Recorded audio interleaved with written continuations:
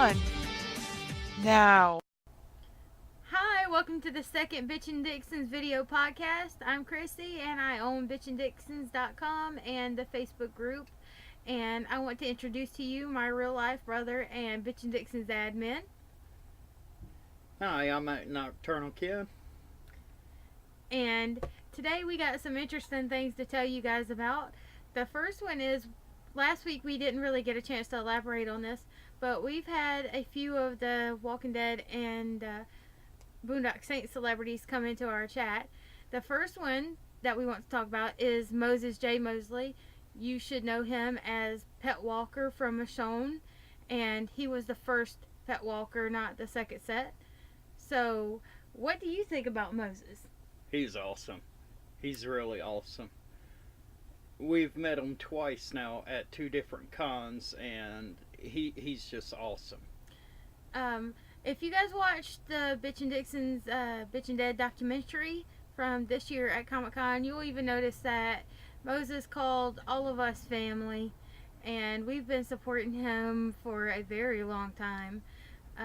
One of the things that we got to ask him about when he came in our chat was what his favorite scene was. He said his favorite scene was the scene in the field after the helicopter crashed where Michonne cuts his head off. He said it was sad that he died, but it was definitely his favorite scene that he got to shoot over the course of his 3-4 episodes on The Walking Dead. And we're actually working on something for you guys. It might take a little while, but we're working on a different experience so we can maybe take a live call. Not a live call, but like a live chat where the celebrities answer your questions, if possible. Yes, we always try to work on that. I know the celebrities are very, very busy people, but we are also going to move on to our next celebrity guest that we had in the Bitchin Dixons chat, and that was Vincent M. Ward. You might remember him as Oscar. He was the prisoner in season 3 that was with Axel, and Vincent M. Ward has been a very nice man. He's very friendly, very personable, and if you have a chance to talk to him at any con, you should definitely take the opportunity.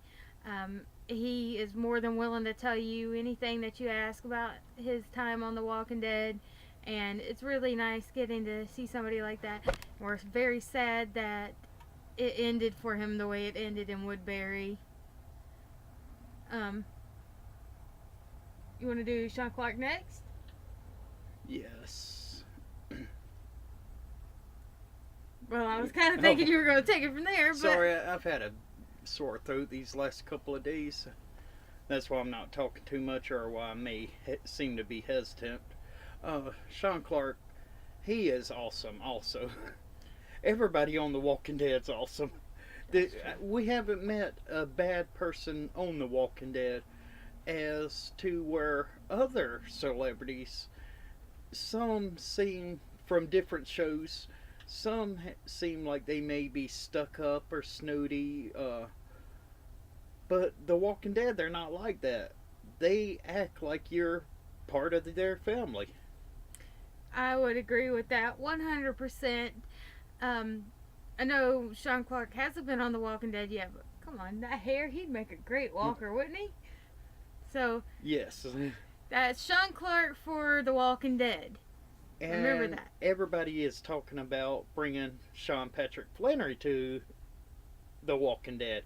And that is a big plus for us too.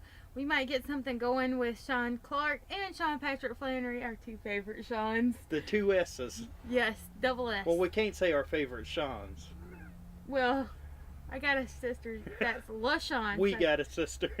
Yes, yeah, we got it. You know what I mean. Anyway, so back to Sean Clark. Sean Clark was so nice. He came into our chat one night and we stopped our game so we could talk to him. And he was so kind. He asked for each person's Twitter name that was in the chat, and he followed each one of us that was there that night. And that was very kind to him. Sean Clark has always been awesome.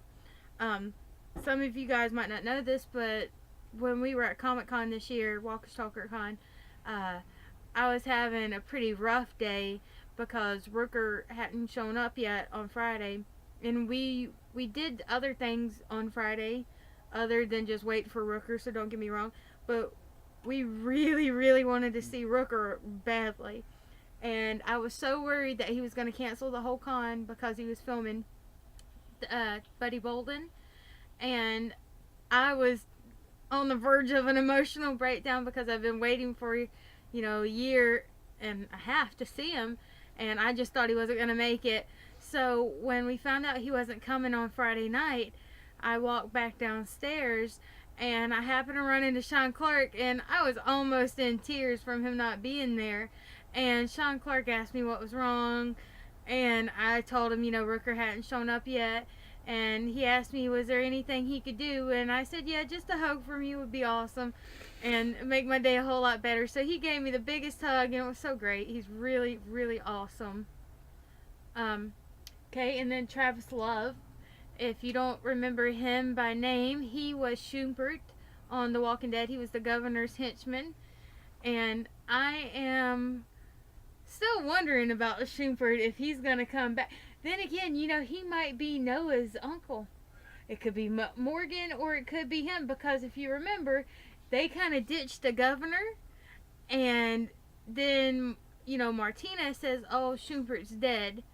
But we never seen anything about Schubert dying. Speaking of Noah, this is my theory.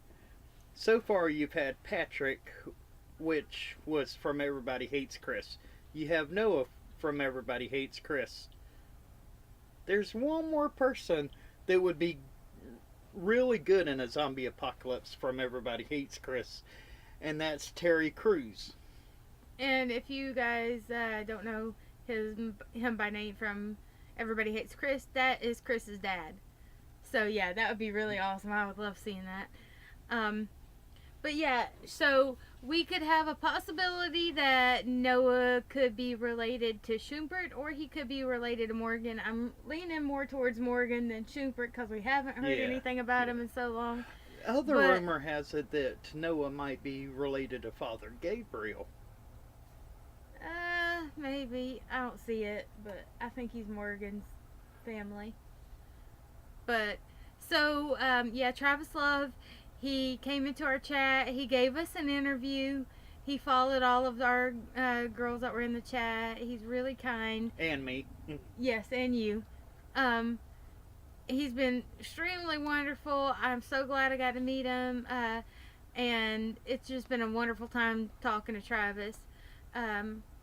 Also, Travis Carpenter, I think I said your name right. Oh, don't shoot me for that. But you'll know him as the RV walker that Andrea killed in season 2. And I'm kind of sad about that because I miss him. But you also will know him as another name, and you don't know this, do you? What's that? He was, I don't remember which green he was, but he was one of the greens. Herschel's family. He was the boy that was in the picture on the refrigerator. Ah. But yeah, if you go to the Walking Dead wiki, you will see that he is one of the Green family members, and that would have been awesome to see. But unfortunately, they said that he was in the barn. Maybe they have a flashback. Yeah, that would be cool if we could see a flashback. Flashbacks is a good way to bring Herschel back too. Yes. Remember that, Robert Kirkman? Yes. And there's been several unnamed walkers that have came into the chat that we've talked to and spoken with. We found out, and we are allowed to say this, we found out that some of the walkers that they kill are repeat walkers. Yes, they are repeat walkers. Just because you might see the RV walker, for instance. You might see Andrea kill him. That doesn't mean he's dead, because he can come back at any time as a different walker. Correct. And the bicycle girl, Melissa Cowan, I believe. Cowan. She could possibly be a repeat walker. Yes. Now I want to add one more person in particular in, and though he has been very busy, and he was actually, to my knowledge, I believe he was filming at the time, so he didn't actually come into our chat, but I had the privilege of having him as a friend on my Facebook.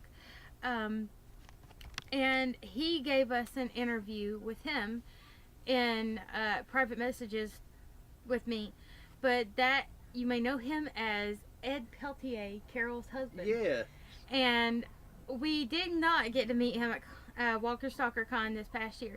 He was there, but every time we went to go see him, he wasn't at his table. The only time we got to see him, literally, we were running past him on Sunday to get to Rooker's photo op, and it was the last day for the photo op, so there was no way we could stop and talk to him. And when we came back, he was already gone.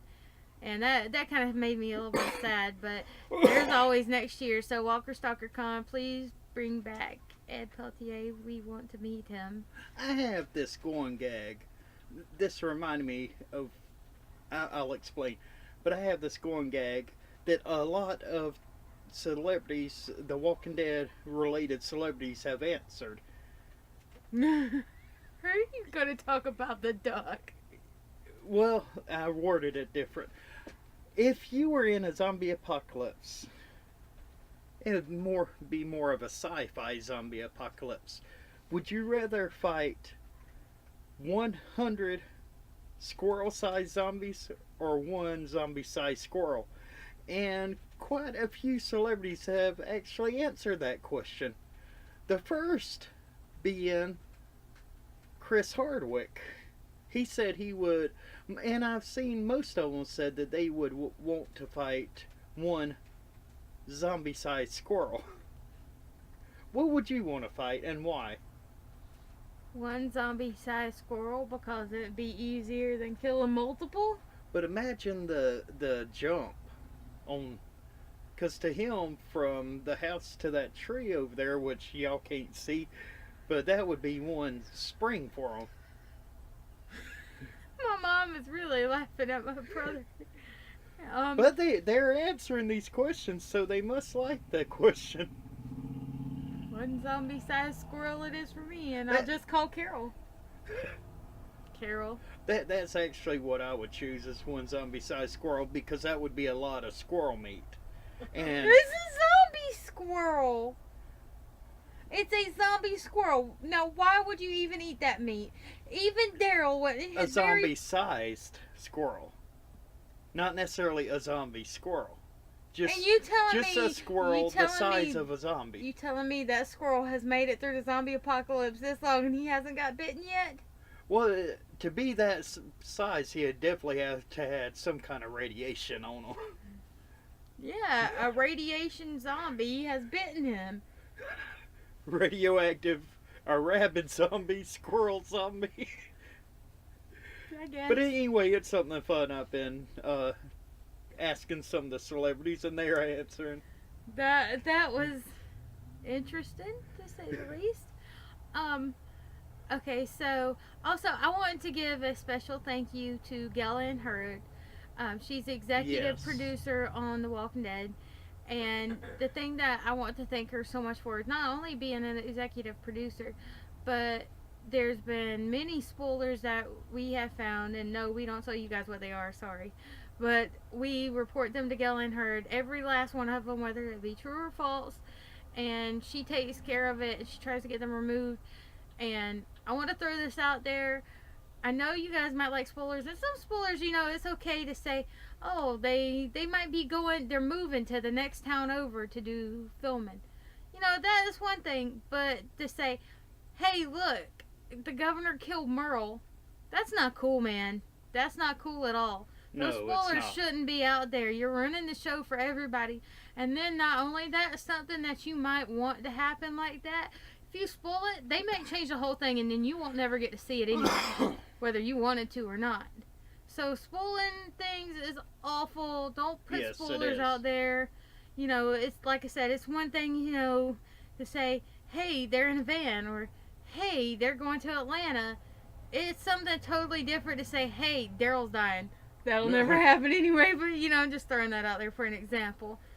So she tries to keep everybody from who does post or mentions anything about spoilers to have them take it down.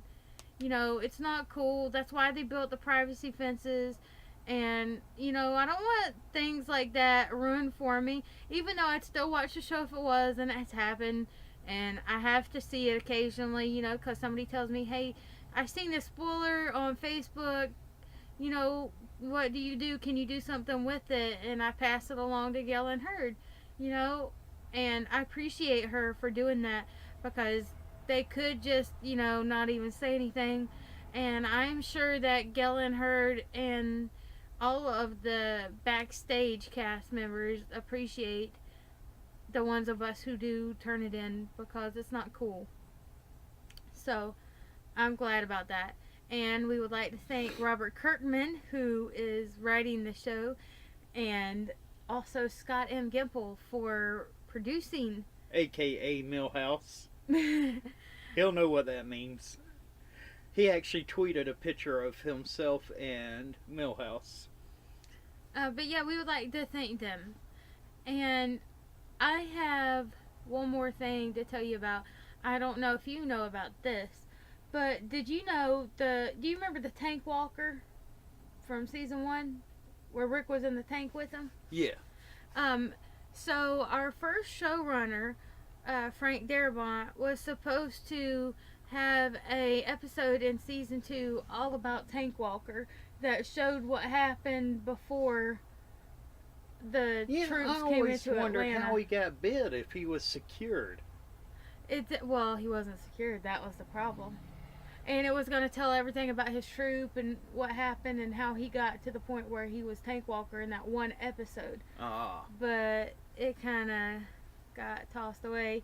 So I would have liked to have seen it. If Frank Darabont had a plan, he was going to do something like that for each season. So like a Walker that we might have seen in season 2 that they focused on, like the Will Walker.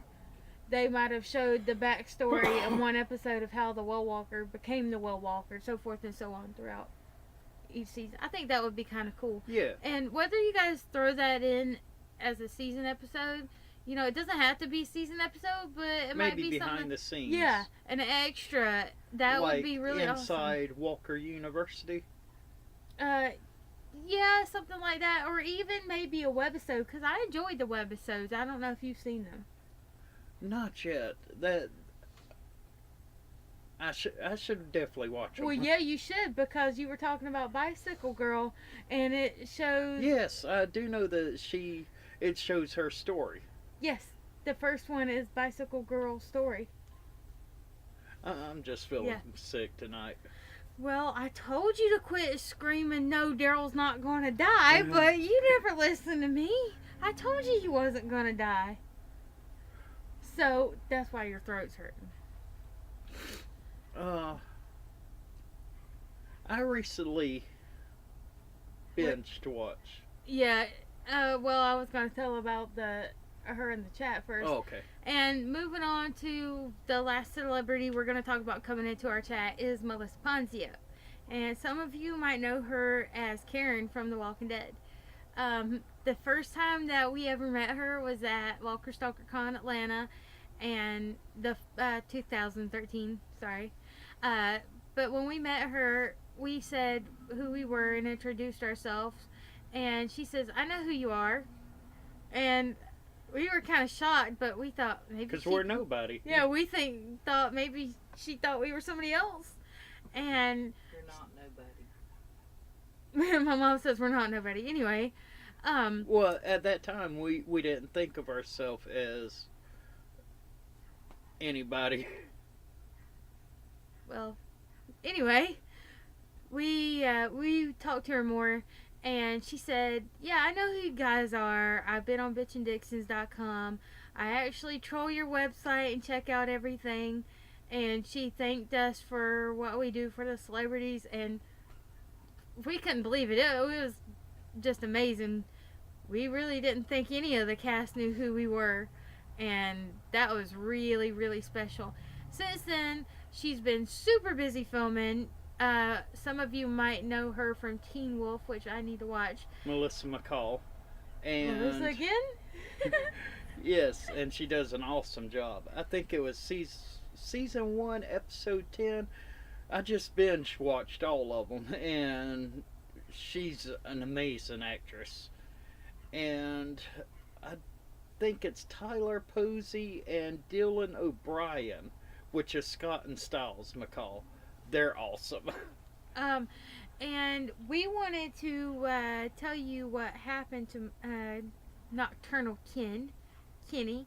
Um, this happened January 18th. He had tweeted Melissa Ponzio, and you can find her at Melissa Ponzio1 on Twitter. And he told her that he had just finished watching all of Teen Wolf. So she replied back to him, my very hashtag The Walking Dead devoted friend at Nocturnal Ken just finished binge watching hashtag Teen Wolf. Smiley face emoji, smiley face emoji, smiley face emoji. Welcome to the hashtag Teen Wolf family. And I would like to tell everybody on the Teen Wolf family, hi. Hi, and I promise to watch very soon. I know I'm always really busy. I don't really get to watch a whole lot of TV anymore. But I try to stay with a few shows. I'm going to have to start watching Teen Wolf. So I promise to get caught up on it, and I will get back to you all with that. And hashtag Teen Wolf family, thank you for all the welcomes. And hashtag flashbacks for Karen on The Walking Dead. Yeah. Of course. Flashback for Karen. That sounds good. I mean, I understand why Carol felt she had to kill Karen, and I don't know the other person she killed, but there was another person. Yeah. I can't remember who it was that she killed, but I know why she had to kill him. I understand her reasoning behind it. I might not would have done it so quickly since they were in solitary confinement, but then again, I don't have to like what she did, but I do have to accept it. Which is what she told Rick. She told Rick that you might not like what I did, but you have to accept it. Yeah. And what she did in that particular episode was the same episode that we meet Hippie Sam. And he throws them apricots down the stairs. In the house. Oh, okay, Eminem. Yeah. No, Hippie Sam. Not Eminem either. Hippie Sam. Or Abernathy Darwin Dunlap. But okay, so moving on from all of that, what about Sean Patrick Flannery? He's awesome. You're supposed to talk about him. Okay, I'm supposed to tell you guys something about Sean Patrick Flannery. I'm not exactly gonna tell you guys. Well, you'll just have to watch us. You know what I'm talking about? Yeah. Okay. Do you guys know the video Don't Read Us the Wrong Way from on YouTube? The comic book guys, they go over to Norman's booth, and he just knew him as Daryl Dixon. He didn't know that his real name was Norman Reedus, and he's like, so, can we interview you and put this on our website? And Norman's like, sure, what do you want me to say? So he's like, just say you're Sean Patrick Flannery from The Walking Dead. And then Sean Patrick Flannery embarrasses Norman. It was really funny. He says, hi, my name is Norman Reedus, and I'm the gayer version of straight Sean Patrick Flannery. And he says, I can't help myself. I like dudes, young boys. Reedus. And you're supposed to say, I'm Sean Patrick Flannery. sorry about that. We had to take a quick break and put Adjust the lighting. Yeah, we had to put a light up behind us instead of just having our door open because it was getting too dark outside. But anyway, the next thing that we are going to talk about is one of our members. You know her as Beth Schnell. She sent in a question to us. What was our thoughts on having a mid-season break? Personally, I don't like it, but then again, if I could have my way, I'd have Walking Dead not be a soap opera, but have it on daily like a soap opera would be during the weekdays, because then we get more Daryl, and everybody wants more Daryl. Or more Carol for me. Yes. Keep calm and Carol on. That's Hashtag CARYL, Carol. Carol is sterile and Daryl is feral. A match made in heck. Again, we won't cuss in front of our mom. Anyway, so that was my response on it. What do you think about the mid-season finale? Do you like mid-season finale breaks or? Well, back in the day, they started mid-season finales because that was actually a way to present a cliffhanger. Like Who Shot JR? It was a mid-season break. Who shot JR again? Of course you had to bring that up, didn't you? I found out recently. It suited the situation. But, or, like, other people has, mid-season breaks, like I said, has been a cliffhanger. But this isn't really a cliffhanger this season. The first half has been awesome. I think episode 1 of season 5 has been the best episode ever. Wait, you said season 1, episode 5? Season 5, episode 1. Oh. That was a cliffhanger. Yeah. That was, no. Season 1, episode 5 was good, but season 4, episode 8, that was nuts. That was Herschel and the governor. Oh, yeah. Wasn't that during the break? That started a break. Yep, that was the last episode before a break, and when we came back, we seen the saddest scene ever in the history of mankind. Michonne finding Herschel's head laying on the ground, and it was pitiful. And then she stabbed Herschel's head, and all was not well with the world. So, the next thing that we want to talk about is Sasha. Some of you might have read the comic books and some of you might not have, so if you haven't read the comic books and you don't want to hear a small spoiler from the comic books, close your ears now. Close them. Comic Stop book here. spoilers are different than actual episode spoilers. Yes, because they do not follow the comic books from the TV show. But if you do not want to hear a comic book spoiler, close your ears now.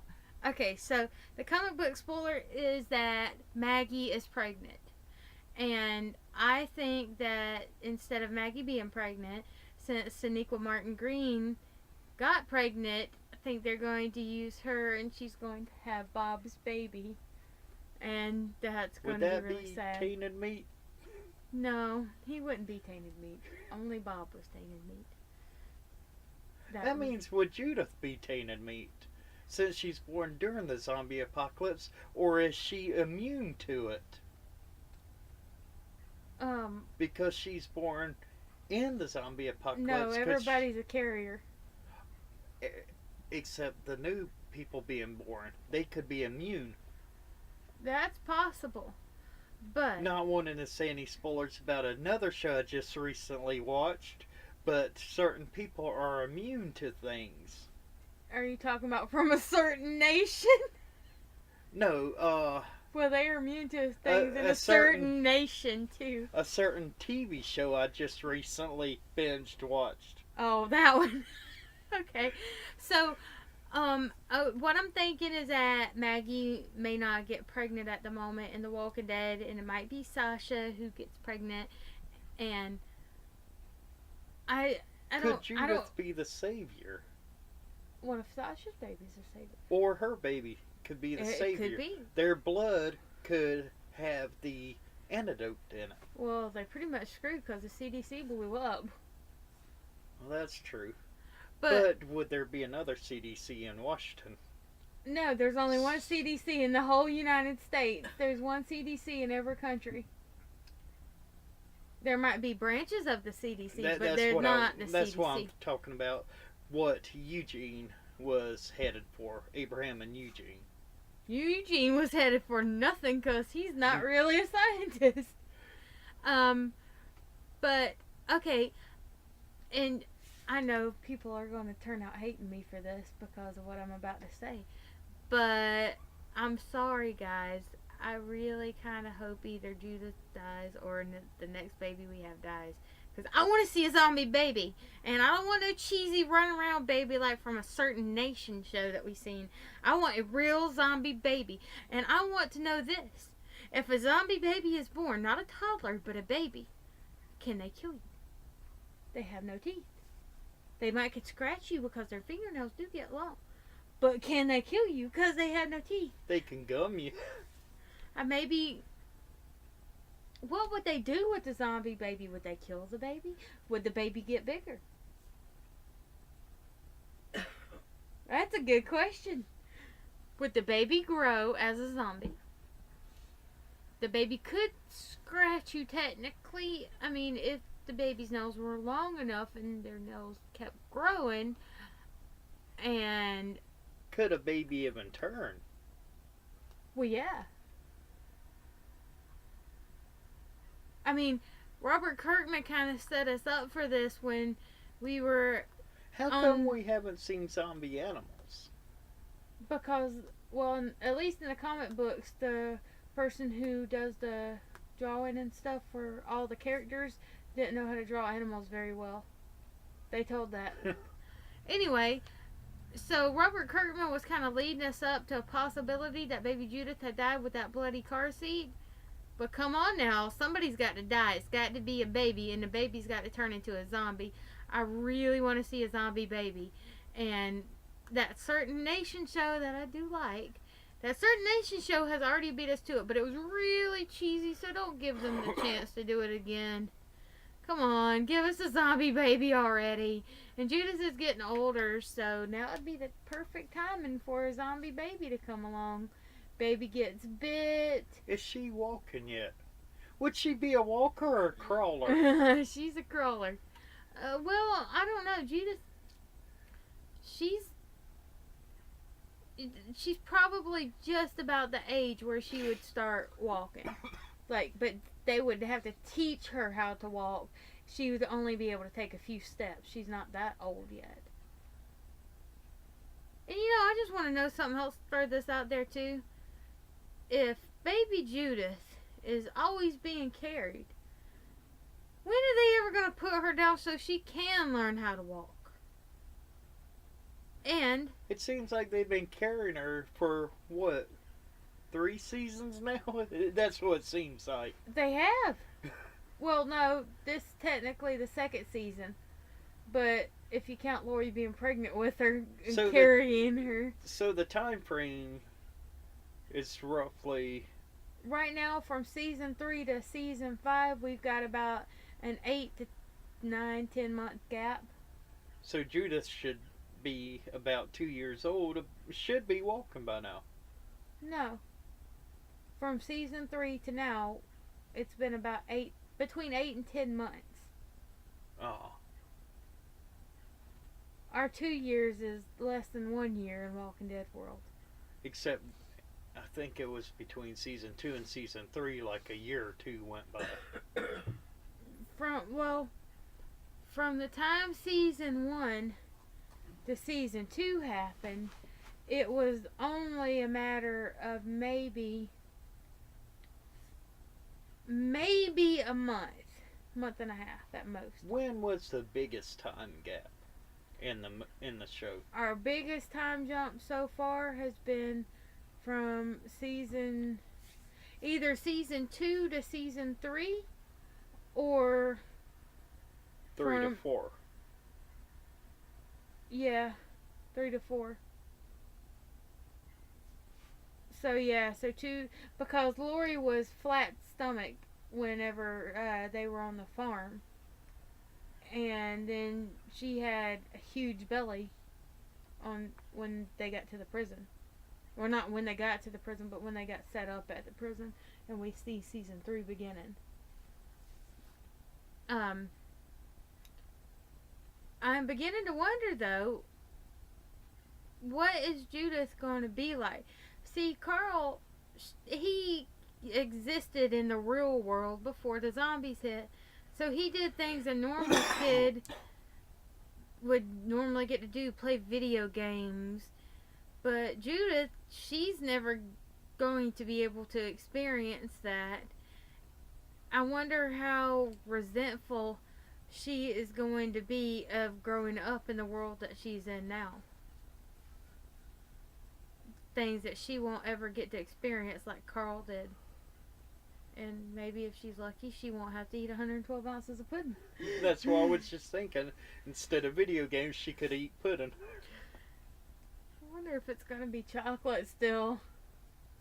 Carl says no more chocolate pudding. Oh, and speaking about roofs and Carl eating pudding, I just seen the picture the other day from Talking Dead where it has Andrew Lincoln climbing down from the roof. And he's like, the most dangerous part of filming that whole scene was Norman was mooning me the entire time. So that was kind of funny. I like seeing that. That's how you could tell that the cast are family. Not just with us, but amongst themselves too.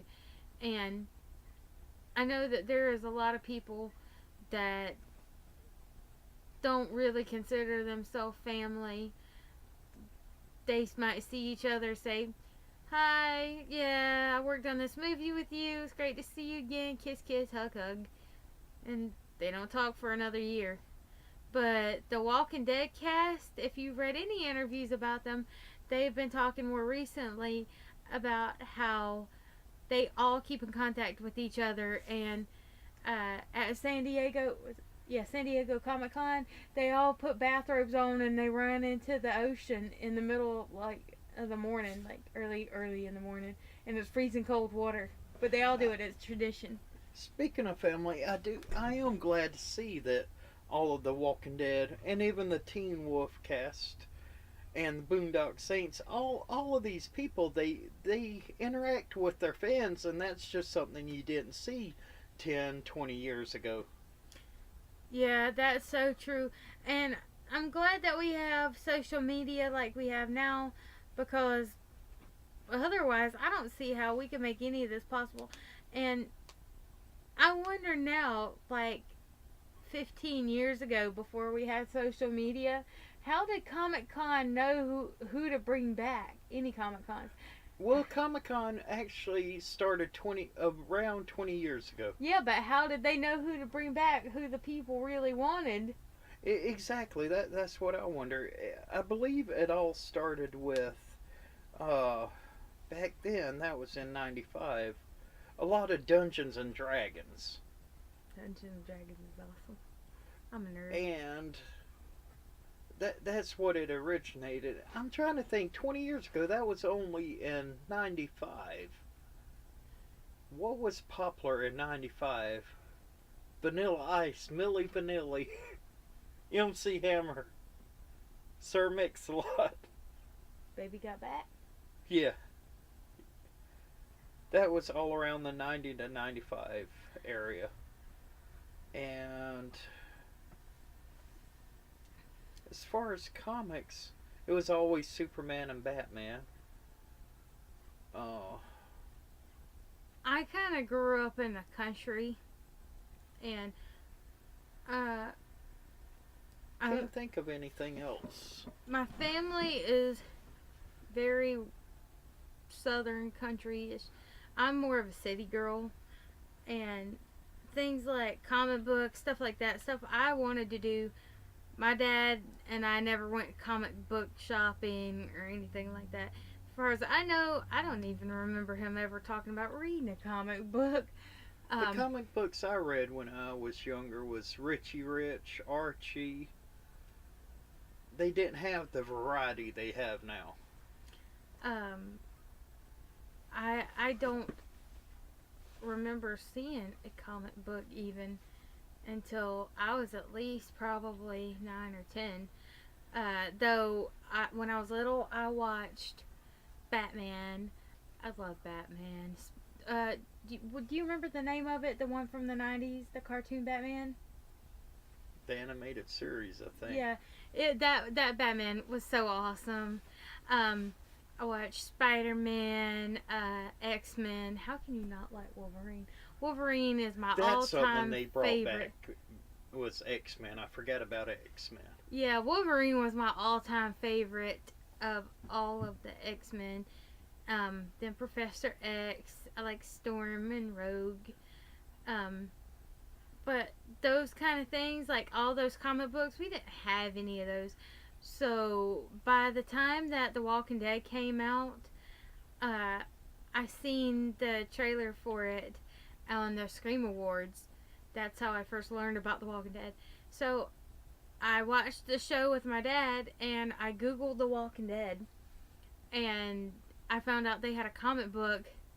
I'm like, wow, this is really awesome. And unfortunately, the town that I was in, we didn't even have a comic book shop.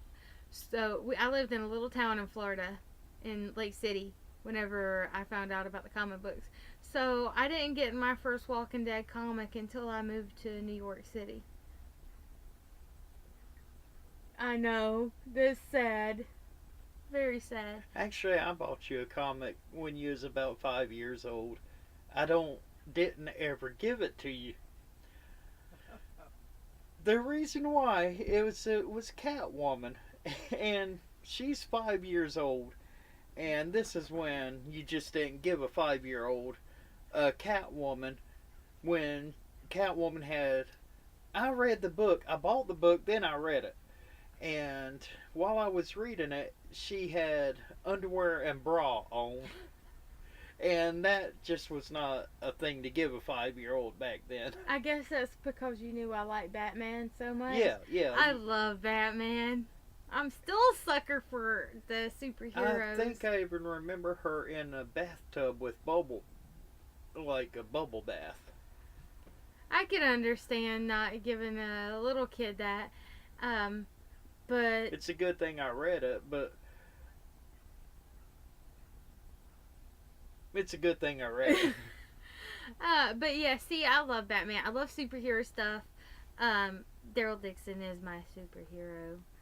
Even though he's not an actual superhero with superpower, he's got, I don't know, he's super charmability. That's Just yawned. That's Daryl Dixon's superpowers, charmability. But okay, so moving on to the next thing after zombie babies. Oh, and we also want to congratulate Sonequa Martin Green on having little Kenrick. I think my brother's quite fond of his name too. Ken, Rick, who wouldn't be? I just want to know, is his middle name Bob or his middle name Daryl? So, he's got Rick. What about Bob and Daryl? Maybe Tyrese after her brother. That would be sweet. But yes, congratulations. Believe, don't quote me, but I believe the article I read said he was 8 pounds and 4 ounces.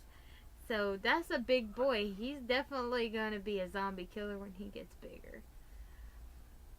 And the next thing to talk about is the Walking Dead spinoff. Going to be filmed in California. Yep, Los Angeles to be more specific. Robert Kirkman said that they wanted to go somewhere outside of any place that had been in the comic books. See, that's the hardest part about doing The Walking Dead the way it is, because there's a lot of things from the comic book that they kept in the show. There's a lot of things that are different that they didn't have in the show that they had in the comic book. But you still got to stick to some kind of the same plot, you know. And even though Daryl's not in the comic book and Merle was not in the comic book, and there's already some other ones that I won't name that are in the major cast right now that are dead, they still kind of got to stick to a little bit about where the comic book is going. Like, I'm sure at some point they got to go to Washington. Or at least go north. Yeah, where are they going to go now? They could go north.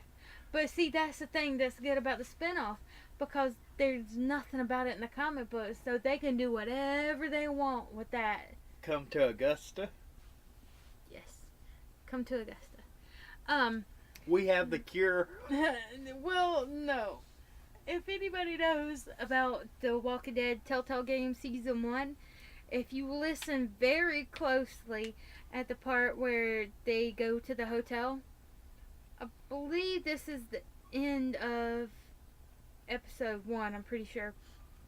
You see Lee talking to Glenn, and if you listen closely, the car radio is on, and Glenn is going to be leaving to go to Atlanta. Well, they say in the radio that Atlanta was like a level 9 catastrophe, but they say Augusta was a level 8. So if Atlanta got bombed at a level 9, imagine what Augusta got. You know they got bombed too then. Yeah. That would suck. You think bombs would kill us? Like if there was a zombie apocalypse and like we had a level 8, do you think that the bombs would hit us all the way over here? The radiation from them. Well, I don't think they were radiation type bombs. They were just like nukes. We'd definitely feel it. Definitely feel it. But we wouldn't die. Depends on if they're what they are. Well, okay, for instance, like, do you remember in before the break they had the guy melted to the cement, concrete, asphalt. That's it. You remember he's Yeah. kind of like Daryl killed him because it was the one that they dug down into the ground. Like his bottom half was dug into the ground. So that is the kind of bomb that we're dealing with. I don't know if that would blow us up or not. I'm not a scientist. I don't know. If any of you guys don't know about the town that we live in, we actually live in Beach Island, South Carolina. But we are literally like a 1/16 of a mile from Georgia. And there is a Savannah River. It goes all the way down Georgia and back up to the top. That separates the two. That's what separates Beach Island from Augusta. The thing that we're always worried about the most is like if something bad like a zombie apocalypse or earthquake or whatever happened, if they took out our bridges, we would be in serious trouble because we would have to trek all the way up into North Carolina, into Tennessee, and then down into Georgia just to save Daryl's life. Go save Daryl's life. Zombie apocalypse happens. He's running for the first high building to watch South Park and spray paint himself silver. He said so, and we got to protect him. Some of the girls have formed this plan. If we get a zombie apocalypse, we got to save the Walking Dead cast, and we got to save the Boondock Saints cast, and the Teen Wolf cast, and we have to take them all to Nebraska. Remember in The Walking Dead, they said it's safe in Nebraska. Oh yeah. So we're gonna go live in the hills of Nebraska and the mountains, and we're still ironing out that plan. Speaking of moving that far, how come there hasn't been a helicopter, a pilot in The Walking Dead? There was. They died. Well, I mean, I'm sure somebody, Daryl or Rick, somebody should know how to fly a helicopter. It's not that easy to fly a helicopter. Zombie apocalypse happens. You got a horde chasing you. You got a That was great timing. Anyway, so you got the helicopter. I think I would over learn here. how to fly a helicopter quick, like. Ask Brian Mahoney. That's why we have Brian Mahoney. He's gonna be our pilot. So Brian, we need you to move closer to us for when the zombie apocalypse starts, so you can fly us away from all this. Knowing us, we would have like a 50-person group and have like a 2-seater airplane. Maybe we need to get one of our girls or guys in our group to see if maybe they have a pilot's license. Fly big commercial planes like 757s. They hold about 200 people. You know, we'll be okay.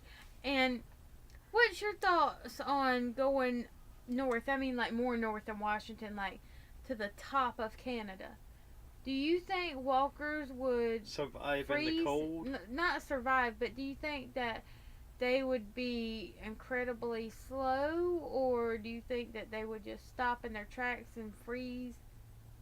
Do you think it'd be worth living in the snow? Probably so, but then the whole climate change would. The population would destroy the climate. How am I trying to say it? Like, instead of it always being -30, the temperature would rise. Uh, well, I know, like, in the remake, you've seen the remake to Dawn of the Dead, haven't you? The 2004 with the fast zombies, where they were in the mall. I think so. Their theory was to get a boat and go to an island. But Riker Island. at the end of it, they all got eaten, or what appeared to be eaten, because there were zombies on the island. So I don't think that was probably not a good idea to go to some deserted island. But I'm thinking like maybe Alaska. If you could make it to Alaska, it seems like a most sensible place because it's not always cold there, so you can grow at least some kind of vegetables. There's not going to be a super amount of people up there like compared to somewhere else. So you can kill all the zombies pretty quickly. I'm thinking that might be a good idea. Yeah.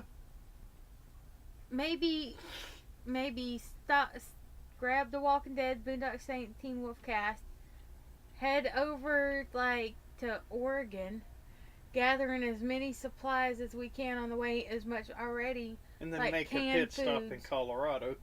Yeah, make a pit stop. And get as many ready to go canned foods. For herbal supplies. Anyway, get canned food, stuff like that, and put it on the boat. But you're also going to need seeds. Lots and lots of seeds. For... And water. Lots and lots of water. I wasn't talking about that. And Haagen-Dazs ice cream, man, because it's going to melt. That's a good question.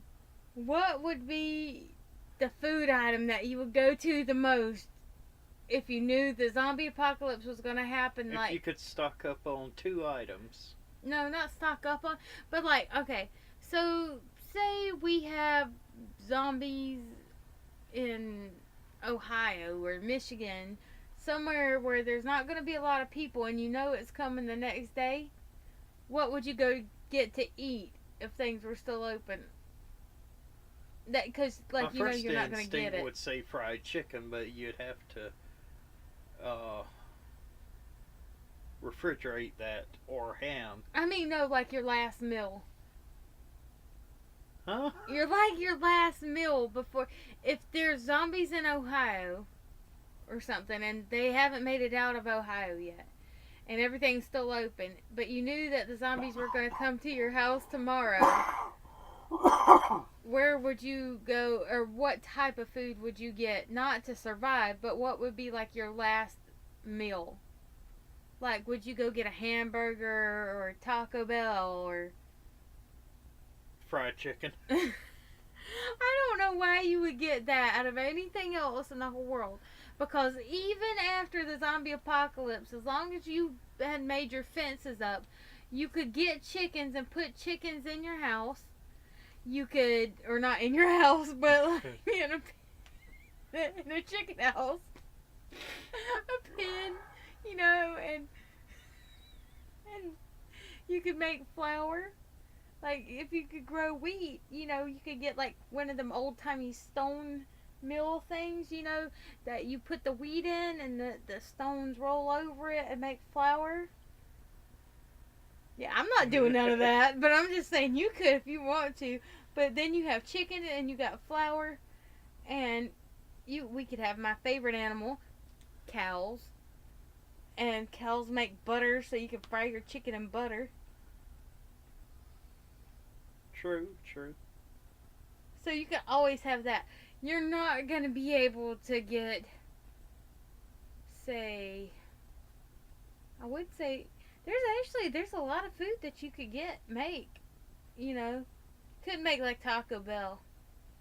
I get Taco Bell because you couldn't make tacos. Well, you could get the corn and make the the crust and And then you got to grow the beans, and then you got to make the cheese.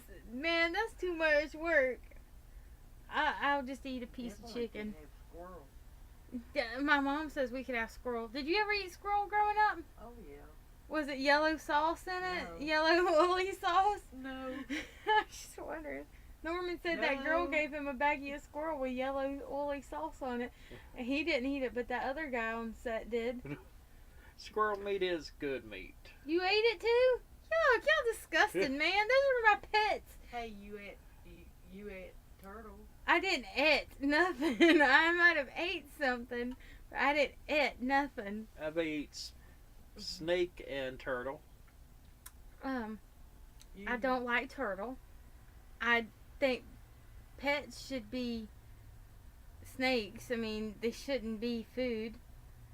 They shouldn't be food. That's just wrong. Rabbits shouldn't be eaten. What else we got here? No squirrels, no rabbits, no snakes. I don't like turtle. You can have all the turtle. Oh, you want. rabbit is good. No, don't know. I had a pet rabbit. I named him Yeah. Seffy. What's Huh? that stuff? Gator tail. Ugh, gator tail. Yeah. Lamb. I'd eat that. No. Yeah, I'd eat lamb. Poor little lamb. Baba Black Sheep. Baba Booey. Howard Stern. Howard Stern. Baba Booey.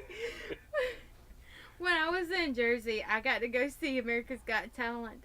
And Baba Booey and Marianne from Brooklyn was there, and they were both very nice. I got a picture with Marianne from Brooklyn. And when they would say Baba Booey, they would have the whole crowd stand up and scream, Baba Booey. That was just a random story. And I do apologize again, people. I love you to death, but I feel like death tonight. Tonight's a real bad night for me. He feels like death all the time, don't let him lie. I've got a bad sinus cold and a sore throat. So, we are going to close our podcast out here for tonight, and we will be back with you next Monday. And we want to say to you guys, please get the message out there. We know that Walker Stalkers haven't said anything about bringing the Boondock Saints to Atlanta, but I want to throw this message out there to you, so maybe you guys can maybe say better than we can. We want Walker Stalkers to know that just because Boondock Saints come to Wizard World Con in Atlanta a few months before Walker Stalker Con, these people out here love Boondock Saints that much. They would totally double pay within a matter of months to see Boondock Saints too. You gotta bring them. How could you not bring them? They're great. Everybody loves Boondock Saints. Even you guys love Boondock Saints. You brought them to Boston. But Boston is a long way for some of us, especially some of us that has a disabled mom over there in the corner. So I can't In hardly. the corner. Yeah, I can't. Oh, she's not in the corner. By your little dish on the chain. They tied me up over here. Nobody puts mom in the corner. But yeah, so please bring Boondock Saints to Atlanta. Okay, guys. So this about wraps everything up. We will see you guys next Monday. Keep telling Walker Stalkers Con to bring Boondock Saints cast to Atlanta. Maybe we should have them do 2 Walker Stalker Con Atlantas. What you guys think about that? I had somebody on Twitter @Trainwater was talking to me about that earlier. We always need a meet and greet for the fans and the cast. So maybe 2 Walker Stalker Con Atlantas next year. I think that would be a good idea. 1 early on in the year, 1 late on in the year. That sounds great. Alright guys, so we will see you next Monday. We've had a great night with you guys as always, and we will talk to you then. And in the words of our good friend Brian Mahoney, Carpe Noctem.